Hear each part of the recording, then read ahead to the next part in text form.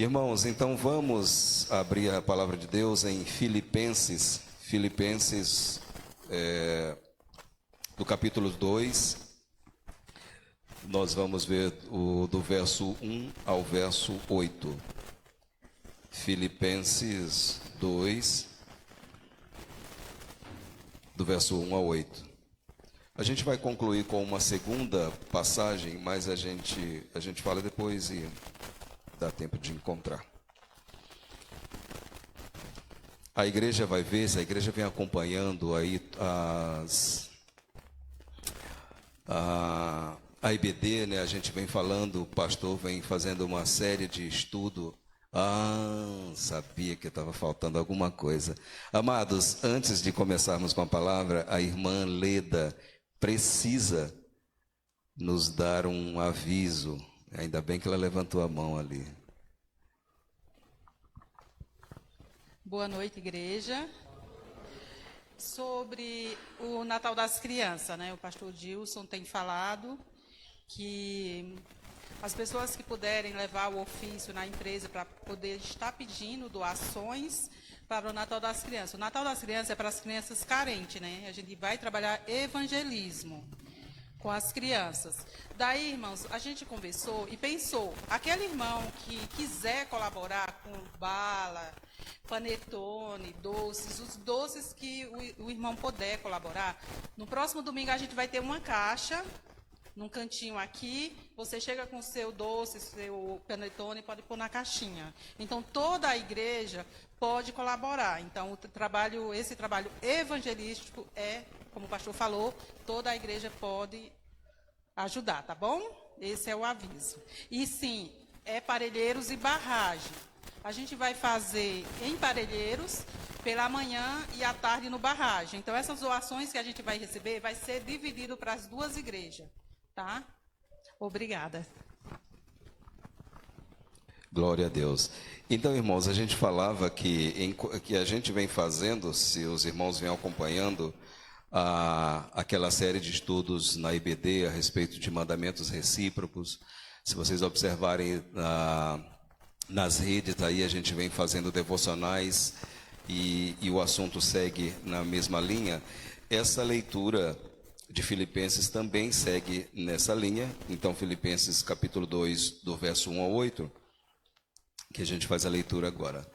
O apóstolo Paulo, então, pelo Espírito Santo, vai dizer à igreja de Filipe: portanto, se há algum conforto em Cristo, se há alguma consolação de amor, se há alguma comunhão no Espírito, se há alguns entranháveis afetos e paixões, completai o meu gozo, para que sintais o mesmo, tendo o mesmo amor, o mesmo ânimo, sentindo uma mesma coisa.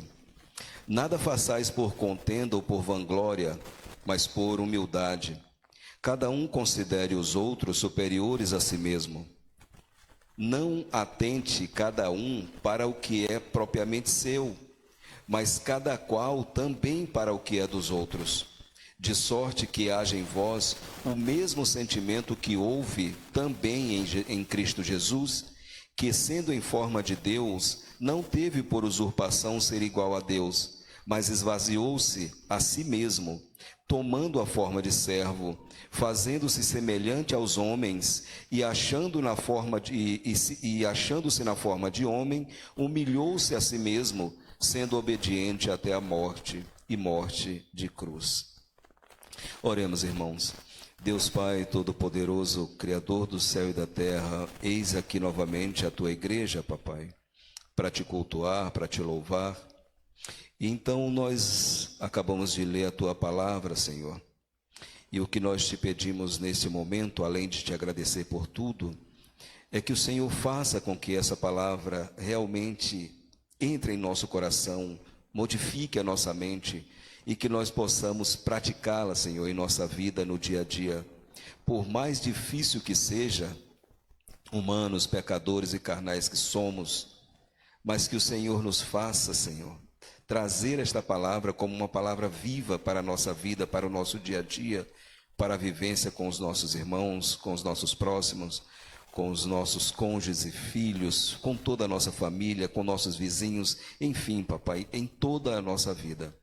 Nós te pedimos e desde já te agradecemos, certo, das tuas providências, papai. Muito obrigado em nome de Jesus. Amém. Irmãos, se a gente, dando um título para essa pregação, e eu chamei de humilhar-se pelo Senhor Jesus. E eu estava falando da dificuldade exatamente porque há uma dificuldade. Há uma dificuldade. A gente vai ver então passo a passo da leitura e no final ela culmina com um exemplo do próprio Cristo. E como a gente vai ver, percebendo-se no dia a dia, percebendo o nosso proceder no dia a dia, a gente vai ver a dificuldade de pôr em prática o que diz a palavra de Deus. Então o apóstolo Paulo fala para os filipenses, logo no primeiro verso: portanto, se há um conforto em Cristo, se há alguma consolação de amor, se há alguma comunhão no Espírito, se há alguns entranháveis afetos e compaixões, completai o meu gozo para que sintais o mesmo. E olha o que o apóstolo nos diz a respeito disso. Ele está colocando aí a situação de que o nosso bem viver, o nosso bom viver, o nosso proceder corretamente, ele está completamente vinculado ao próximo. Então ele vai dizer: completai o meu gozo para que sintais o mesmo. Ou seja, o apóstolo está pedindo para a igreja: proceda corretamente, se há conforto em Cristo, se há consolação, e ele está dizendo: sintam isso, vivam isso, para que a minha felicidade, para que o meu gozo seja completado. Olha, para que maior situação, para que melhor situação para a igreja do que isso? Saber que a minha felicidade se completa na felicidade do meu próximo. E aí eu digo para o meu próximo: por favor, viva bem, viva feliz, proceda corretamente, porque em você a minha felicidade vai ser completa. E é isso que ele está pedindo para a igreja de Filipe. E ele vai alertando: olha, e existe sim. Portanto, se há algum conforto em Cristo, e há conforto em Cristo, e nós sabemos disso. Se há alguma comunhão no Espírito, e há comunhão no Espírito. E no final ele diz: então, sintam isso, vivam assim, para que a minha felicidade seja completa, vendo a felicidade de vocês. E igreja é corpo, irmãos, né? Igreja é corpo. A gente ouve, fala, lê a respeito disso. Não tem como um corpo estar bem se o pé está dolorido. Não tem como o corpo estar bem se parte dele está ok, mas o coração está bombando pouco sangue. Não há como o corpo estar bem se o pé está indo para o sul e a cabeça está pensando no norte. Logo nesse primeiro e segundo verso, Paulo está dizendo de toda a natureza, da raiz da igreja. Eu tenho um professor que diz que não dá para a gente não tem capacidade de entender o que é a igreja, de algo tão grande, tão profundo. Mas olha como esses dois versos vão deixar claro de que a vida igreja, a minha felicidade de vida em igreja se completa quando eu sinto que o meu irmão está bem. Agora é óbvio, irmãos, que na vida do dia a dia tem situações em que uma família está feliz, o filho passou no vestibular, por exemplo, curou-se, alguém da família curou-se de uma enfermidade grave, enfim, N situações que naquele momento vai nos tornar felizes, vai nos deixar felizes. E isso não é ruim, isso não tem nada de contrário. O que o apóstolo está dizendo é que eu não posso estar 100% feliz se o meu irmão não está também. Então a igreja, o que a igreja faz? A igreja se junta, trabalha como igreja para que aquela dificuldade daquele irmão seja sanada, para que a gente realmente seja feliz na felicidade do outro. E se a gente é feliz na felicidade do outro, eu crio um ciclo de boa situação, de bom viver, que traz felicidades a todos. Mas isso precisa ter vida em igreja, vida cristã. E aí ele vai dizer no verso 3: nada façais por contenda ou por vanglória, mas por humildade, cada um considere os outros superiores a si mesmo. E aí a gente vai percebendo as dificuldades disso, né? O mundo, irmãos, o mundo, ele é, a gente diz que o mundo é antropocêntrico, e o mundo coloca o homem no centro. Ora, se o mundo coloca o homem no centro, e eu sou homem, homem que estou dizendo não é o sexo, o homem, o ser humano é o centro. E aí cada ser humano que vai dizer, se o ser humano é o centro, eu sou o centro, eu sou ser humano. E aí a gente vem para o egocentrismo. Eu como centro de tudo, a minha vontade tem que imperar, o meu desejo, o que eu quero, a hora que eu quero, do jeito que eu quero, e aí toda a sorte de problemas começam a surgir. E o apóstolo está dizendo, não façais por contenda ou por vanglória, mas por humildade, cada um considere os outros superiores a si mesmo, e a gente vê isso cada vez mais difícil. É assim que a gente vê o mundo não mais batendo na porta da igreja, mas o mundo tentando arrombar a porta da igreja e entrar e invadir. E o acesso do mundo na igreja somos nós. Somos nós. Ou a gente fecha a porta vivendo de acordo com o que a palavra diz, ou o mundo entra e de repente já não se sabe mais. Ou pode ser que nem seja mais a diferença entre joio e trigo, pode ser que só tenha joio, é um risco, e a gente tem que estar sempre alerta quanto a isso, né? O próximo verso então vai dizer, não atente cada um para o que é próprio seu, mas cada um também para o que é dos outros. E aí novamente, em que momento eu ponho a minha dor no bolso e vou cuidar da dor do próximo? Tem situações assim, se a gente for pensar, né? É sempre a gente olhar a casa do vizinho, porque quanto mais a gente está reclamando, aí a gente olha do vizinho e a situação está muito pior, e a gente recorda e diz, meu Senhor, me perdoe realmente. Eu estou reclamando aqui do que eu tenho, e a vida do meu vizinho está bem pior. E aí, em termos de igreja, é aquele momento em que a gente acorda e diz, não, eu vou fazer exatamente o que a palavra de Deus diz. E não estou dizendo que isso é fácil, de forma alguma. Eu sou ser humano como todos, e eu sei da dificuldade disso, né? Sei da dificuldade disso. Porque há um Deus muito cultuado nesse mundo, e ele está sempre muito perto da gente, um Deus chamado orgulho, elevado à categoria de Deus pelas pessoas. E aí, de repente, a gente vai observar, eu dei o exemplo hoje de manhã, das reclamações que a gente faz, reclamação do irmão, reclamação a respeito do pastor, reclamação do louvor, reclamação de tudo. A gente está sempre reclamando de tudo, porque a gente acha que tudo é para nós. Nesse culto eu não gostei desse louvor. O louvor não é para você, o louvor é para Deus. Mas a gente está reclamando do louvor porque não gostou. Eu não gostei dessa pregação. E a gente está cultuando a quem aqui? A pessoa, a Deus. Então tudo isso a gente tem que a gente vai observando que a raiz dessas contendas que o apóstolo está alertando aqui, a raiz é o egocentrismo. A raiz das contendas é a ideia de que o meu é que tem que imperar. Mas eu tenho razão. Aí a coisa complica. Eu já falei para os irmãos aqui que eu sou da área jurídica, na minha formação no direito, e a justiça diz exatamente isso. A justiça, ela só tem esse nome de justiça, mas a justiça na verdade não faz justiça. A justiça ela vai fazer é apacentar a situação. Mas aqueles dois que estão brigando, com certeza, quando a justiça bate o martelo dizendo eu vou dar a razão para o A ou para o B, um dos dois vai sair contrariado, e ele vai recorrer, e ele vai tentar de novo, e mesmo que ele recorra até a última instância e perde, porque a justiça vai dar o direito para o outro, ele vai continuar contrariado, dizendo, não, quem tinha direito é eu, a justiça não sabe o que está fazendo. Esse é o ser humano. Esse é o ser humano. E a gente tem que estar sempre alerta a respeito disso. E a gente vai ver aqui no verso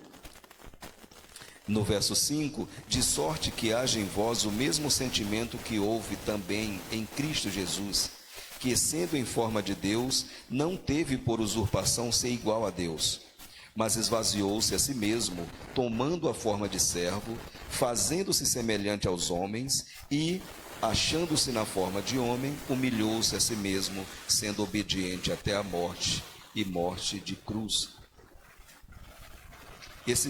Essa passagem de Filipenses, ela é extremamente estudada na teologia, já se escreveu-se muito a respeito, né?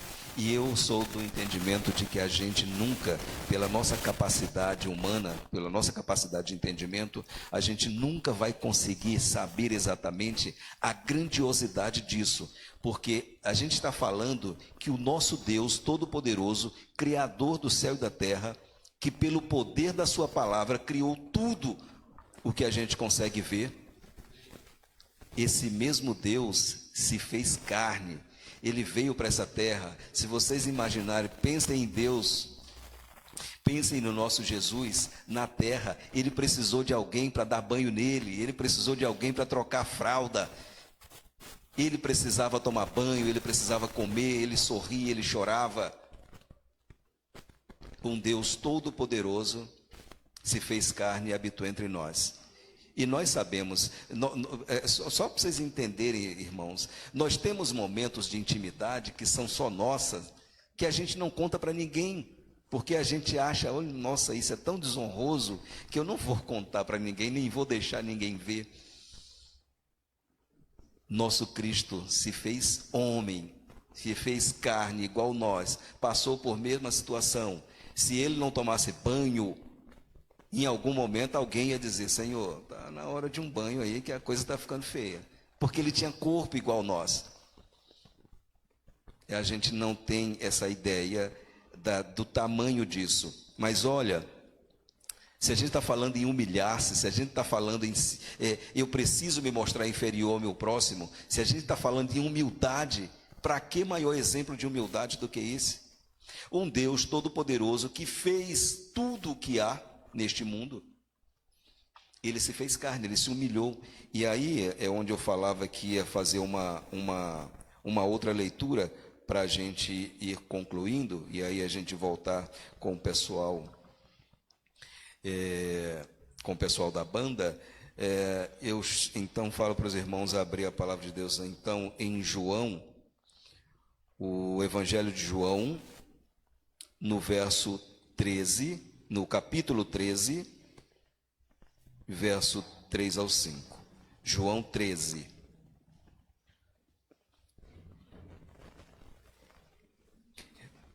Eu dizia de manhã e continuo nessa ideia que a excelência da palavra de Deus, né?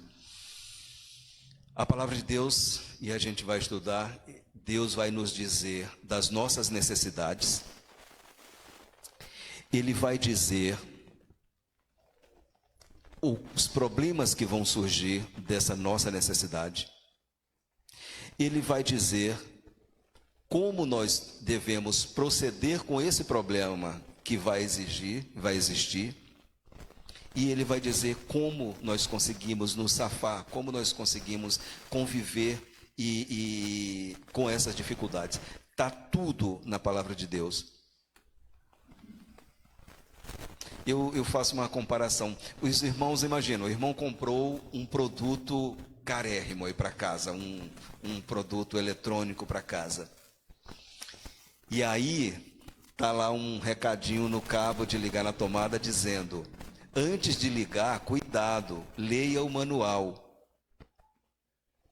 Quem é que vai pegar aquele equipamento que comprou de 1.000, 2.000, 5.000, 3.000 e plugar logo na tomada? Não vai. Porque ele vai pensar, não, pelo amor de Deus, eu paguei 5.000 nisso aqui, eu vou ler o que esse manual está dizendo. A Bíblia não é um manual. Não é um manual. Ela é a palavra de Deus, viva e eficaz para transformar nossas vidas. Mas está tudo lá. E aí, de repente, a gente vai procedendo na vida, vai fazendo, sem consultar a palavra de Deus. O que vai dar no final? Dá problemas. Dá problema. Daí a gente volta, vai para a palavra de Deus e vê, Senhor, o que o Senhor me diz a respeito disso? Como proceder? E está tudo lá. É tudo lá. E o mundo vem fazendo isso desde o início, desde o primeiro casal e a gente vem fazendo isso, e de repente a gente torna o nosso Deus num Deus consultivo, e não naquele Deus permissivo, aquele Deus onde eu tenho uma ideia, eu quero fazer algo na minha vida, e eu falo primeiro com Ele, peço permissão: Senhor, eu posso fazer isso? E se posso, vou na palavra de Deus e vejo como proceder. Não, eu vou fazendo, e depois eu pergunto: Senhor, tá bom, o Senhor me abençoa naquilo que eu fiz? E a gente estava falando então do exemplo de como o Senhor se esvaziou, por isso que eu estava dizendo isso. Deus além de nos ensinar, que o apóstolo Paulo fala para Filipenses, como se deu esse processo do esvaziar-se, esse processo de que nosso Deus então se fez carne, mas ele já feito carne, ele fez isso, ele praticou uma ação para dizer como fazer, e é exatamente o que está aqui no Evangelho de João, onde vai dizer: Jesus, sabendo que o Pai tinha depositado nas suas mãos todas as coisas, e que havia saído de Deus e ia para Deus, levantou-se da ceia, tirou as vestes e, tomando uma toalha, cingiu-se. Depois, deitou água numa bacia e começou a lavar os pés aos discípulos e a enxugar-lhes com a toalha com que estava cingido. E aí no finalzinho, lá no verso 12 deste mesmo capítulo, porque tem muita passagem, a gente não vai citar nesse momento, e ele conclui então lá no verso 12: depois que lhes lavou os pés e tomou as suas vestes, se assentou outra vez à mesa e disse-lhes: entendeis o que vos tenho feito? O apóstolo Paulo entendeu muito bem tudo isso, tanto é que ele escreveu para os Filipenses dizendo, ainda no Antigo Testamento, a questão das vestimentas era de extrema importância, né? Nosso Deus, quando falou a respeito de cultuar no templo, ele estava falando para Arão e sua família, ele determinou tudo a respeito da vestimenta sacerdotal daquele tempo, da importância dessa vestimenta, né? E aqui, nessa passagem, a passagem do lava-pés, Jesus está mostrando exatamente esse passo a passo, quando a palavra diz que ele tirou as suas vestes, ou tirou a sua capa, em outras versões vão dizer. Ou seja, ele se desfez naquele momento da sua posição de Deus, supremo e todo-poderoso. Ele se humilhou, então ele tira suas vestes, pega uma toalha, se ajoelha então ali aos pés daqueles apóstolos, lavou os pés de cada um, e aí se a gente seguir na leitura, e os irmãos podem seguir depois, então teve algumas controvérsias, alguns momentos, porque alguns não aceitavam aquela situação, exatamente por saber quão humilhante era aquela situação. Esse ato de lavar pés era aquele ato que era destinado ao servo mais humilde daquela casa, e aí Jesus Cristo pega exatamente essa situação. E olha, irmão, quando eu estou falando de humilhação, eu estou falando eu sempre gosto de fazer esse exercício de abstração. Vamos ver exatamente como a situação. A gente está falando de homens que caminharam bastante para chegar naquele lugar, com seus pés suados, cheios de poeira, alguns com o pé sujo, outros com algum ferimento, andavam de sandália. E Cristo pega ali, se ajoelha e vai lavando pé a pé, e depois enxugando esses pés. Eu não consigo imaginar outra situação. Não consigo imaginar realmente outra situação de tamanha humildade em se tratando de Deus. Irmãos, se aqui, de forma terrena, se de repente entrasse aí por essa porta o presidente dos Estados Unidos, dizendo assim: vim ouvir a banda tocar aqui hoje, a gente ia achar aquilo o cúmulo. Nossa, como pode o presidente dos Estados Unidos veio aqui para a nossa igreja, achar aquela coisa toda, ia já todo mundo tirar foto aí com o Biden e postar nas redes e tudo mais. Mas a gente está falando do Rei dos Reis. A gente está falando do dono de tudo, do Criador de tudo. Humilhou-se ao ponto de se fazer carne e deu esse exemplo de lavar os pés dos apóstolos, dos seus seguidores ali, dos seus discípulos, numa situação de extrema humilhação. E aí no final ele volta então à sua condição, ele assume de volta as suas vestes, o seu manto, né? Depois que lavou os pés e tomou suas vestes, se assentou outra vez à mesa e disse: entendeis o que vos tenho feito? Eu acredito que não haviam entendido naquele tempo, talvez entendessem ou entenderam depois, o apóstolo Paulo entendeu depois. E aí, irmãos, a coisa fica meio complexa para a gente pelo seguinte: ainda que fosse o nosso orgulho, a nossa dureza de coração, se não tivesse exemplo, ou se fosse exemplo de alguém que, o exemplo daquele lá a gente nem liga, mas a gente tem exemplo do nosso Senhor Jesus Cristo, e está aqui na nossa mão, está escrito aqui toda a história. Fica difícil para a gente não se humilhar, não colocar o próximo à frente de tudo. E infelizmente o que a gente vem observando são contendas inúteis, contendas ridículas. Eu não quero de forma alguma diminuir as dificuldades das pessoas. Há pessoas que realmente têm dificuldade de uma forma ou de outra. Não é a questão de diminuir a dor do próximo. Mas não tem como a gente ouvir essa palavra, ler o que está na palavra de Deus e continuar procedendo de forma agressiva, de forma grosseira, colocando-nos sempre a nossa posição, a nossa vontade, é o que eu quero, na hora que eu quero, do jeito que eu quero. E é isso, irmãos. Nós precisamos voltar ao Evangelho, voltar à palavra de Deus, nos colocar em segundo plano.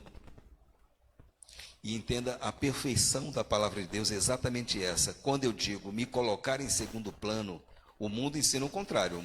O mundo ensina eu me amo,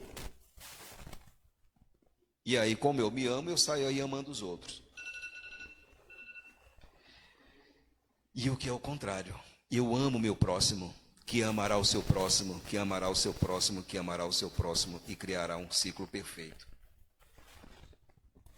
Essa é a inteligência da palavra de Deus, a inteligência divina, e é isso que Ele nos ensina, e é isso que a gente deve praticar. E essa deve ser a nossa vida e o nosso exercício diário. Amém, irmãos? Arthur, algo mais, ou a gente volta aqui para nos deleitarmos com a banda? É só a banda? Então, queridos, está com vocês aqui novamente.